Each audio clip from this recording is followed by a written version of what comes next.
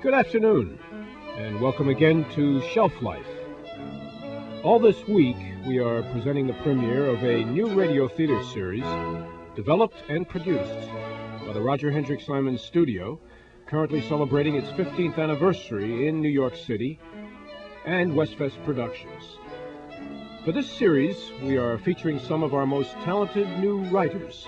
And today, we present a new work by Jack Cornwall entitled The Exquisite Dimensions of Lydia.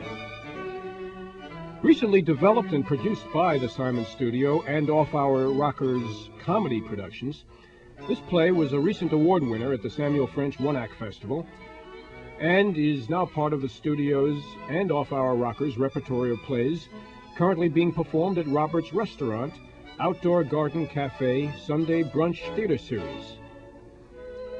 A member of the Dramatists Guild and a member of the Simons Studio since 1987, Jack Cornwell's other plays performed by the Simons Studio include The Bishop, The Pawn, and The Knight, about to open this Sunday at Robert's Restaurant, The Secretary, and Boomer and the Paw.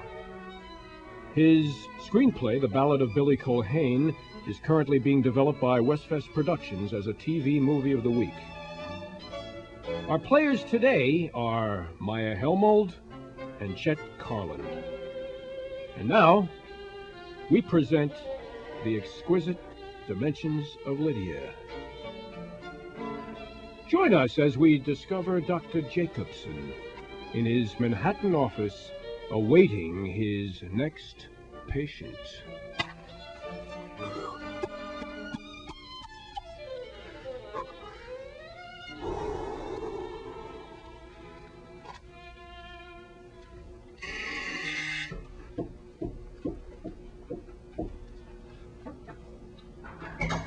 Oh, God, I'm sorry. It's all right. There's nothing to worry about. I'm never late, you know that. Yes, I know. It's been a traumatic day, and I was working out at the gym, and I completely lost track of the time. Believe me, it's all right. At $85 a session, I really can't afford to be late. Well, you can just this once. You're my last appointment of the day, and we're not pressed for time. That is, unless you have somewhere you have to be. Well, no, I really don't. Well, then sit down, relax for a few minutes, catch your breath. I'm sorry, Dr. Jacobson. It's kind of you to... Not at all. Just take your time. We don't have to begin right away. We'll start whenever you're ready. I didn't know you smoked a pipe. It's a secret device. You arrived just in time to rescue me. It's all right. You can light it up. Smoke doesn't bother me. It bothers me. Then why do you do it? I mean, it bothers me to smoke in front of people. Are you afraid that people won't trust a doctor who smokes? Well, like it or not, doctors are in some way role models. It certainly sets a bad example for people. Besides... Yes? Well, there's just something all too cliché about a psychiatrist puffing on his pipe and analyzing things. It's a piece of body language that can be misinterpreted. It tends to read, I'm very intelligent and I'm above the conflict. Excuse me, Doctor, but isn't your job basically to be intelligent and above the conflict? Basically, it is, yes. Then why not... Why not display it? Yes. I'm obsessive-compulsive about not revealing my oral fixations. I see. Well, I'm not a role model, and I don't give a damn about my oral fixations. Do you mind if I smoke? I really wish you wouldn't. Well, that's hardly fair, is it? Well, nobody said life is fair. Will it really bother you? I just don't like to see you do things that will harm your health. What is it? What is it? Did I say something to upset you? My health, that's rich, isn't it? What do you mean? Don't you remember what we talked about last week? Oh, of course. Well, what happened? This morning I went to the doctor. I mean the other doctor, of course. Of course. And... Ellen, what is it? I'm going ahead with this surgery. I'm going ahead with it, and I'm frightened, that's all. Well, it's perfectly all right to be frightened. Thanks, that's a great Yeah, help. but I wonder if you've thought this through completely. Stop it. Well, you haven't even considered a second opinion. What is there to consider? If it's not cut out, it'll spread. Do you understand? It'll spread, and then it'll be all over. Damn you, you're a doctor. Well, why can't you understand But that? there are sometimes contraindications for surgery. I can feel it. I can feel it spreading. How can I make you understand? Most surgeons are reluctant to even consider the procedure. Not anymore. Besides, it's my only hope. There are non-invasive means of therapy. If you'd only consider... Consider? I haven't been considering, Doctor. I've been trying. It was 2 months ago that I discovered it, and since then I've tried everything. Everything. There is no form of therapy I haven't tried, and nothing has helped. There has been no remission, Doctor, none. Has there been progression? Yes, I think so. You think so? Well, whether there has or not, it's only a matter of time until it spreads. You know how these things go. It's inevitable. Well, generally, it's a chronic affliction. The spread isn't rapid. You won't believe how bad it is, will you? I'm sorry. I know you're troubled, but you mustn't rush to judgment about the surgery. Do you want to see it, Doctor? Then will you believe how horrible... That will not be necessary. Yes, I think it is. Now do you believe me? I didn't see anything. I beg your pardon? I didn't see anything to indicate surgery. It's there. It's an insidious disease. Well, it looked smooth to me. Well, maybe here it does, but if you had fluorescent lights, then you'd see the dimples. It's cellulite, all right. There's no doubt about it. I still believe that liposuction is not the answer, and a lot of doctors would agree with me. You're just saying that to bolster my self-esteem. Not at all. It is my studied medical opinion that you have a lovely, legs.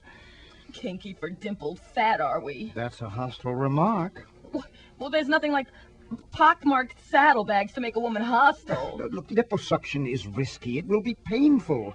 There's no guarantee you'll like the result, and it will prevent you from exercising for some time after surgery. Besides, last week you mentioned having the procedure on your calves as well. There simply isn't enough fat on that portion of the legs to allow for any satisfactory reshaping.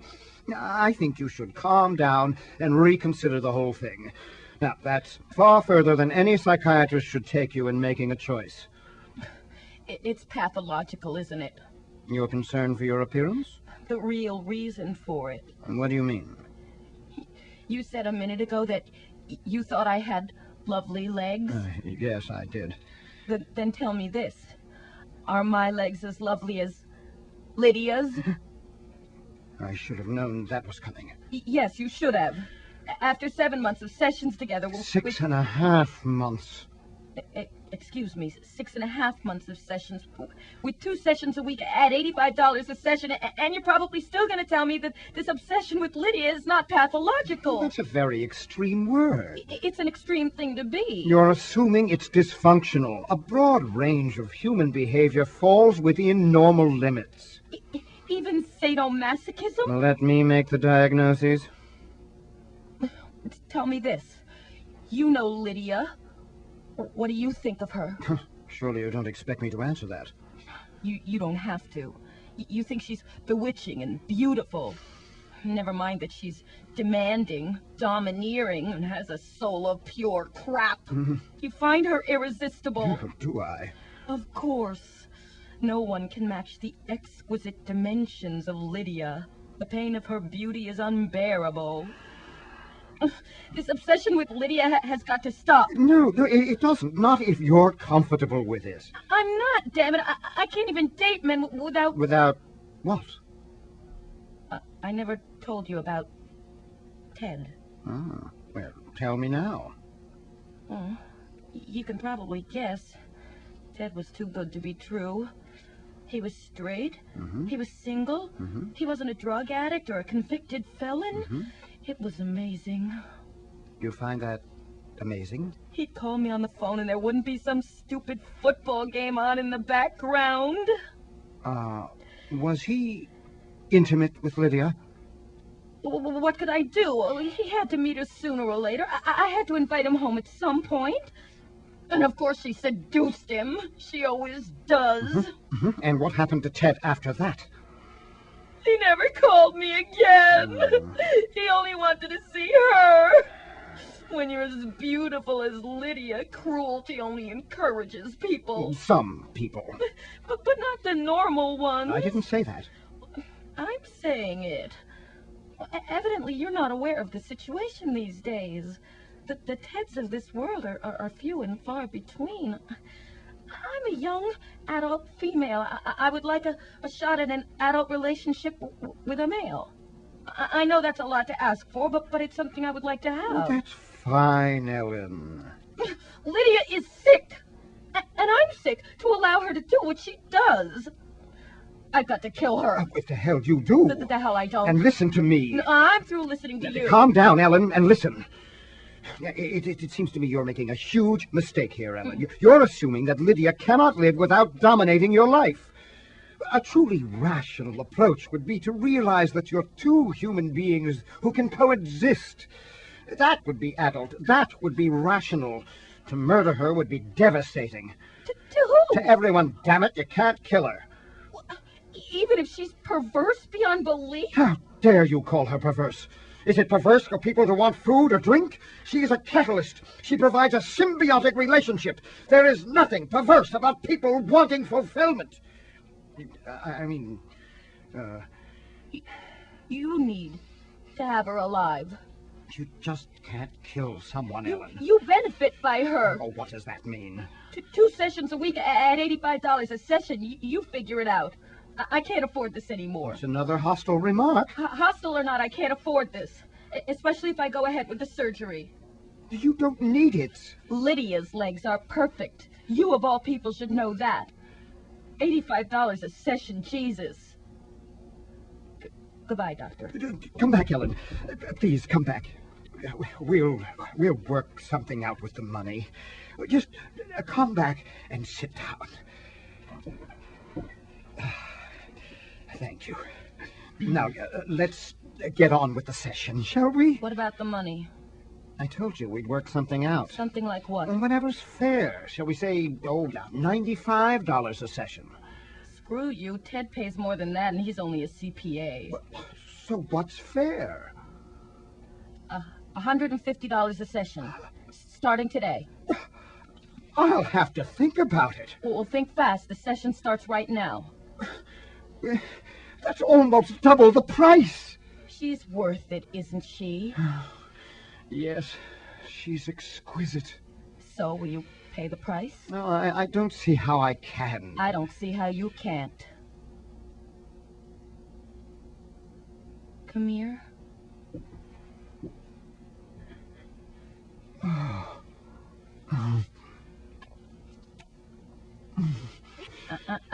Okay. Here.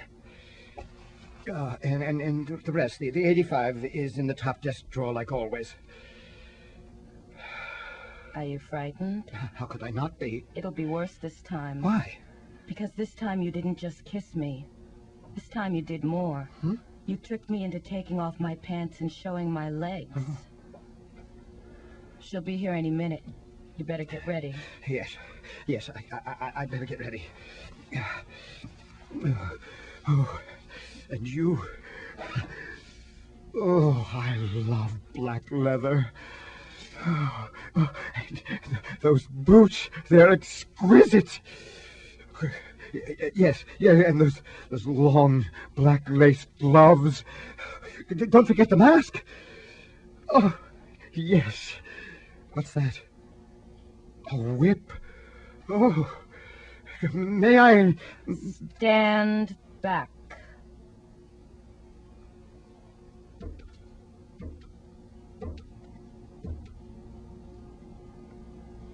So why did you trick Ellen into taking off her pants?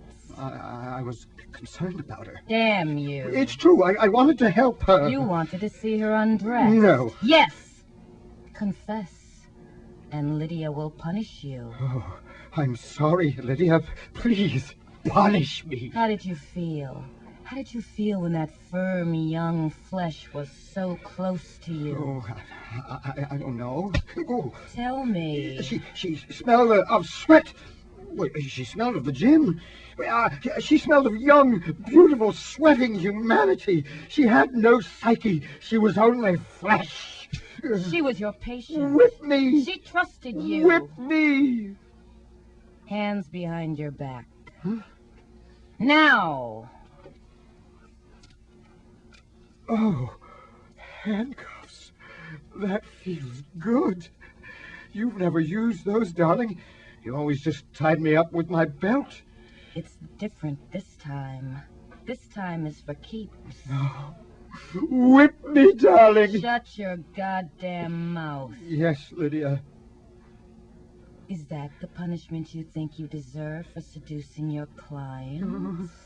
Would little boy like to feel the whip? Oh, please, Lydia, please. Well, I've got a better idea. Oh, yes. Yes, you're so strong, my darling Lydia. I want to feel the strength of your grip on my... What are you doing? I'm taking your keys, slime bag. That's not in the script. Shut up. Yes, Lydia, you're the master. Now listen to me. Whatever you say. This time it's different. This time you really are gonna get it. God, what a pig you are. Yes. Really, Doctor. We're playing for real this time. Why do you think I have your keys? Why do you? Because they unlock something very important. They unlock your bottom desk drawer. As Lydia recalls, that's the only one you keep locked. Ah, now you are frightened, aren't you? Aren't you, little boy? Yes. Well, you should be, little boy. That's what you are, isn't it? A nasty, filthy little boy who's afraid of his own shadow? Well, Lydia knows what you're afraid of. Lydia knows everything. 6.5 months, and Lydia knows and hears everything. Maybe you've underestimated her. What do you mean? Lydia knows how weak you are. Lydia knows that because you're weak, you're afraid of people. Lydia knows you're afraid of big, bad burglars breaking into your office to steal drugs. Lydia knows what you keep in your desk drawer. Be careful, it's loaded. Shut up. No, the whip. You always use the whip. Now stop it. Down, or you're dead. Now lay down. Put your face on the floor.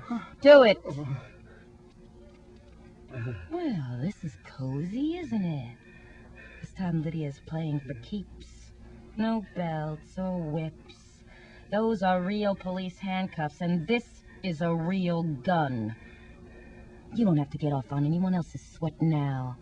Smell your own, Doctor. This is getting a little out of hand. It got out of hand a long time ago. She warned you about that, but you wouldn't listen. Now, stop this, Ellen. Stop it right now. Not Ellen, Lydia. Lydia, damn it. No, Ellen. Ellen is the rational part of you, and I'm talking now to your rational self. Shut up. Please, Ellen? Lydia. Call me Lydia, you're dead meat. Lydia, I'm sorry, Lydia. That's better. Ellen doesn't exist anymore. She's dead. You killed her. She came to you for help. She knew she was sick and she came to you for help. A doctor is supposed to help people, isn't he? Isn't he? Yes. But what did you do? You recognized her as someone who could give you pleasure. The two of you fit like hand and glove with your sexual deviations. That was too good for you to let go of, wasn't it? So instead of trying to change her, you concentrated on trying to keep her the way she was. And you succeeded. You succeeded all too well. Well, Ellen is gone now. There's only Lydia. Oh, no, that's not true. It is. But why should that bother you so much? You never cared about Ellen. It was me you always wanted, wasn't it? Listen to me. Wasn't it? Yes, but we both need Ellen, The too. hell we do. She's weak and she let you win.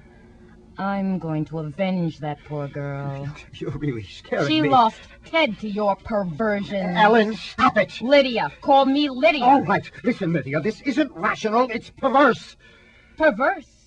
How dare you call it perverse? Oh, stop it. Is it perverse for people to want food or drink? Please stop. Lydia is a catalyst. She provides a symbiotic relationship. There is nothing perverse about people wanting fulfillment. Well, I want you dead. And Ellen is the catalyst. God. But before I blow your stinking brains out, tell me this. How many other patients have you seduced? None. Well, maybe one or two. For 10 or 12? God, don't kill me. How many? Please don't kill me. I'm going to. But first, there's one last piece of business. What are you doing? Lydia knows everything about you, little boy. You've let a lot of things slip during our visits. Lydia knows what scares you most. Lydia knows about your phobia. That's nonsense. Is it? No, kill me first. Anything but that. Lydia knows you're afraid of the dark. Ellen, please. No use trying to get away. Lydia will find you. That's it. Freeze. There, that's it. Calm down now. Doesn't that feel good? Isn't that cold steel against your head a pleasant stimulus? Ooh, it is for me. Here, feel it against your chest. Oh, Ellen, no. Goodbye, Doctor.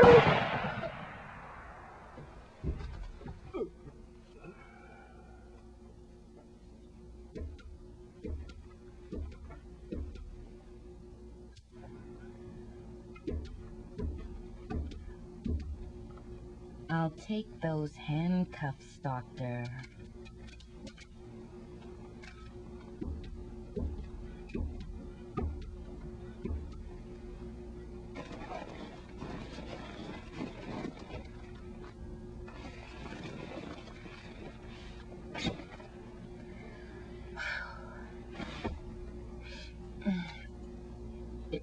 It's okay. She's gone now. I'm back. Doctor? Come on, the session's over. I'm back. Oh my God. She did it. This time she really did it. Oh God. Lydia killed him. He's really dead.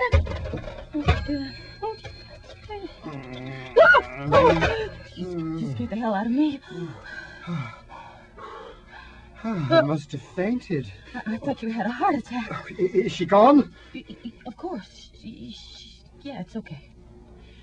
Whew. I must say, I wasn't expecting a punishment that good. Well, you deserve a good, severe punishment, but believe me, no one deserves it more. Are you sure you're okay? Oh, I'm fine. Whew. I feel wonderful. Okay, I'll see you Thursday.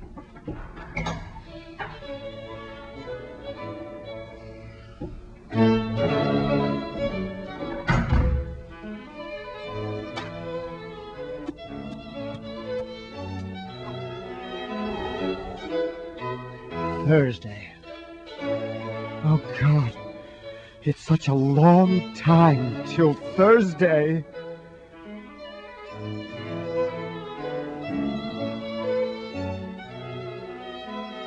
You've been listening to The Exquisite Dimensions of Lydia by Jack Cornwall, starring Maya Helmold and Chet Carlin. Directed and produced by Roger Hendricks Simon for the Simon Studio and Westbest Productions. Our associate producer is Mildred Purdy. Sound effects by Jeffrey Ward. Our engineer was Claude Horvath.